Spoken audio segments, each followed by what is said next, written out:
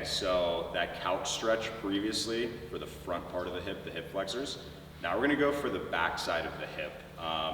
Again, sitting posture and not doing a lot of rotational stuff from your hips can lead to not only the front of the hips that we just addressed being tight, but it can also be so your glute medius, which is this upper outer portion of your glute, as well as your piriformis, that outer hip muscle, can become very tight and locked up.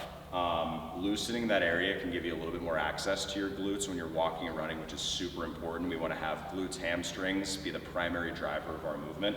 So real good exercise. You can do this at home, just on the floor. It's going to be a little more intense. I like using a bench. It's a little bit easier for people. So if you have a bench at home or you want to go to your local gym and just set the incline to be about 45 degrees. You could even make it a little bit easier, but most people are comfortable with this setup. So what I'm gonna have Pam do is she's going to stack her ankle and her knee on the edge of the bench. So you can set up there for now. And I'm having her use a little bit of weight just because she's pretty advanced in her mobility. You can also just do this body weight.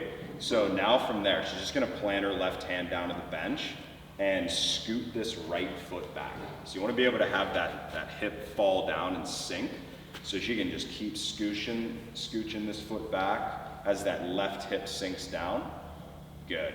Keep going a little bit deeper, a little bit further back. There you go. So at this point, she's probably already feeling a little bit of a stretch. Now I'm just gonna have her hold that weight right on the base of the chest. So now here comes the actual rep part of it. We're not just doing a hold, we're doing reps. So she's gonna hip hinge and rotate to try to get that kettlebell over top of her knee. Hold the stretch for 3 seconds. So she's gonna get a ton of stretch through this outer region of her glute, feels fantastic. And then press her knee into the bench to get up out of it. So mobility, you can think of it, you can keep doing some reps here, Pam. Mobility exercises, I always tell people, is a little bit different from stretching, because stretching, you're just holding a passive position. A mobility exercise, as you can see, we're loading it on the way down. So you're stretching on the way down, and then she's actively using those same muscles by driving her knee into the bench to get up out of there. So you'll actually get a little bit of fatigue in the muscle as well, along with the stretch down at the bottom. So really good to build up some range of motion, some strength, and some mobility through the hip joint.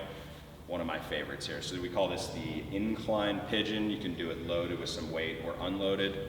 Do a lot of exercises like this in our mobility class. We also do the exercises like this in our warm-ups and in all the strength and cardio classes. So if you're interested in building some mobility and some strength and some uncommon areas, doing some different stretching, would definitely recommend getting into our 5:45 evening classes Monday, Wednesday. And then Pam does her mobility flow class that will occasionally pop in on 9:30 on Thursdays. Check us out.